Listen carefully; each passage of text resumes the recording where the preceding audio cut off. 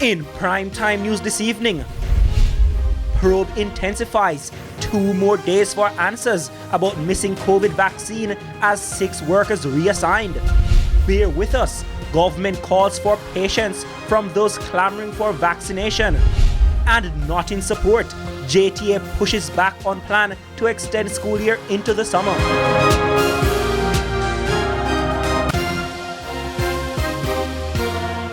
A good evening and welcome to Primetime News. We're on air and online at onespotmedia.com. I'm Janella Precious. Also this evening, the top business stories of the day, sports commentary, E-Prime and weather. But before the break, the feedback question.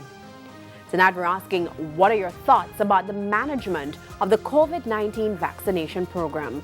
You can share comments online, facebook.com/television Jamaica and tweet us at Television Jam. Please stay with us. The Primetime News returns after this break.